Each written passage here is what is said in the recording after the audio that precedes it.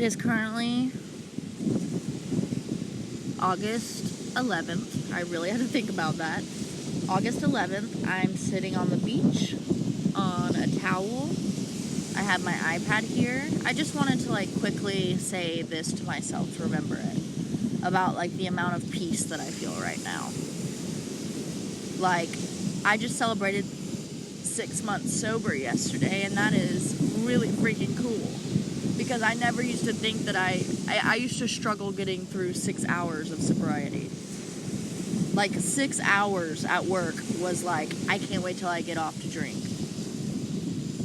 And now, I think I went all day without thinking about it, and maybe all week without thinking about it, or if I thought about it, it was a passing thought that went away.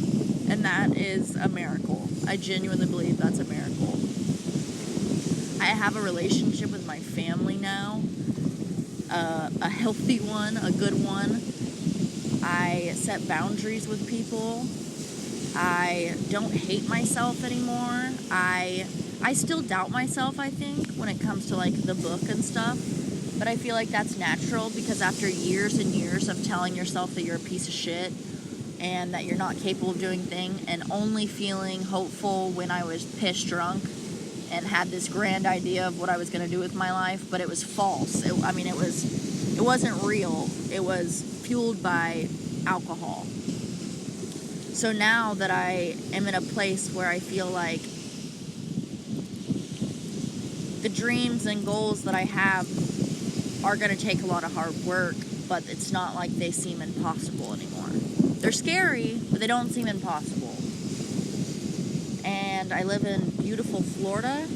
Sitting right here is reminding me that I do want to come to the beach more often, especially at night. It's so peaceful.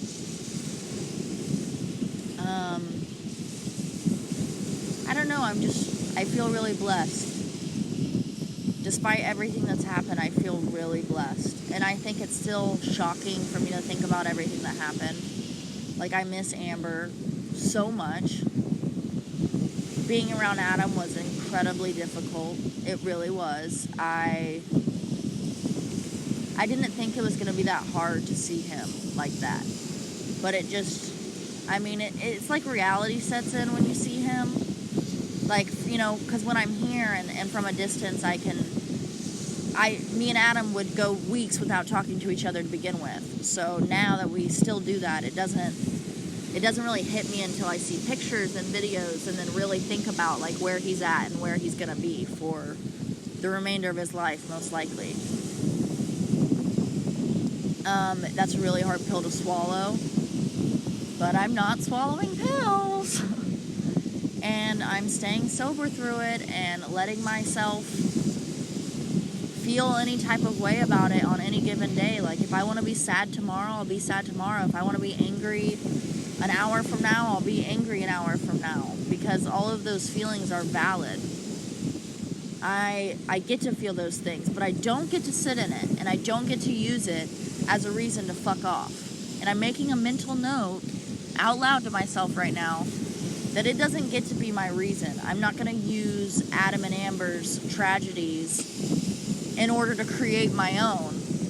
Because, how dare I, is really what I think. It is sad, but, there's so many people that have gone through worse. And I don't want to be like Adam and Amber. Not that I don't want to be like them. I don't want to end up like them. I don't want to end up in those situations. I want to be joyous and free and all of these things that they promise in sobriety. Those are things that I deserve. And I've treated myself like shit for so long and treated everybody around me like shit for so long. The things that I used to say to people and the attitude that I had towards the world was so gross. I was hateful. I was so hateful because I hated me and I hated where I was in life.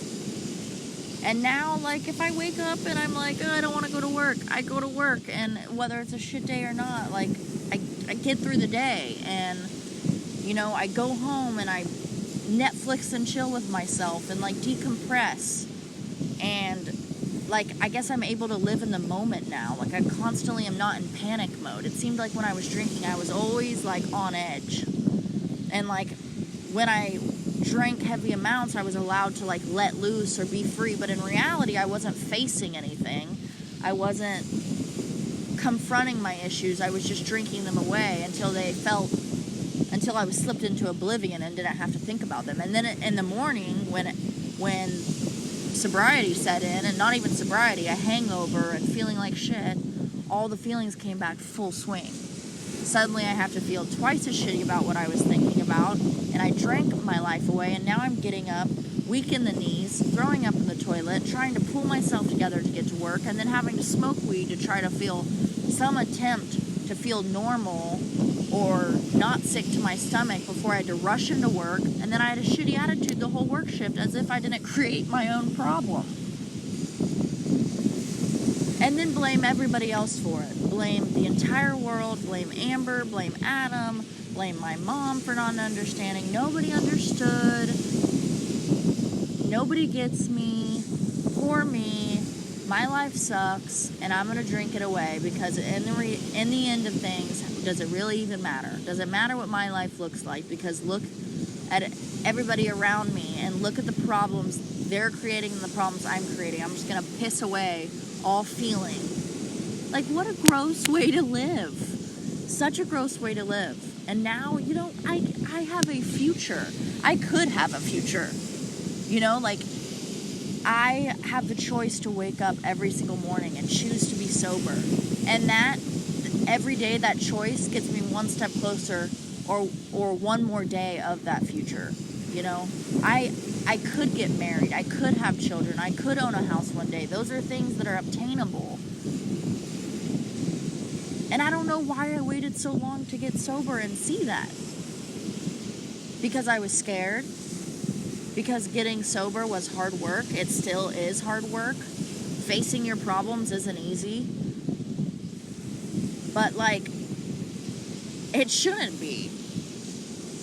Because if, life was easy, then, I don't know what I'm even trying to say. I guess the fact that it's way better to face things and it be shitty on some days than to piss the time away and then just regret every single day, feeling like my days would all run together. I would get through 2 months and be like, what the fuck just happened? It was all just one big blur. And then sit there and complain that there wasn't enough time in the day, as if I didn't lay on my couch for 9 hours smoking weed and having a pity party of one. Now I'm just grateful. I'm filled with joy, and I can feel the wind on my skin right now and taste the salt in the air and feel something besides just self-pity and misery and fear of the future. I don't fear the future as much. It's still scary. It's the fucking future. I don't know what's gonna happen. I don't know. My mom could die tomorrow. I'm still scared of loss. I'm still scared of things. But I know that I'm able to face it, and I know that if I've gotten through what I've gotten through, then why can't I get through more, And you don't really have a choice. I don't know why I used to think that it was this choice, as if drinking was going to take all those things away. It didn't take it away. It just made it worse. Because if something does happen tomorrow that seemingly shits on my life again, it's perspective. And I know that I say that easily now because nothing's going wrong right now. Ask me again tomorrow. But it is perspective. Because if I choose to keep the perspective I have now and to say that I think it's like giving up control. I've given up control. I don't want to be in charge anymore because, quite honestly, I sucked at it. And when I'm able to give that to God and say, you know what, I don't know what's going to happen. I don't know how it's going to make me feel. I do know I'm going to keep moving and walk forward and be the best person I can so that Levi and my mom and other people don't have to suffer because I'm feeling bad for myself, because they did suffer. The amount of times that Levi had to see me drunk and slurring my words and crying and Like, he needed support. He needed someone to say that they understood. He needed someone to tell him the good things about his mom, not just crying that she's dead. Like, my mom, you know, I can't even imagine the stress that she had on her and still has on her. I know she's still scared because, just like they say in AA, like, I'm one drink away from, like, starting this whole thing over again and going on a run and never coming back. If I drank tomorrow, I could crash and die. And then what? My mom's lost a third kid. So really, I mean, I think my biggest thing right now is I'm really proud of myself. I am proud of myself. I don't know what's going to happen next. I don't know what I want to do with my life. I don't know a career path. I know I really want to write this book or finish this book, but I'm okay with whatever's going to happen. Also, I have a super hot boyfriend, so that helps. And I have amazing friends, and I have both my parents, and I have Levi, who's growing up so fast. I mean, I just have so much. It's like my cup is running over with things that I have, and yet I used to, like, sit there and be like, I have nothing, I am no one. So, that's just my little check-in, and I've just decided to start smiling a lot more often and start looking at what I do have and not what I don't have. So, now I'm going to lay on the beach and maybe listen to some tunes and feel the nice breeze and do something that I could never do before, which is feel peace. Peace, love, and puppies.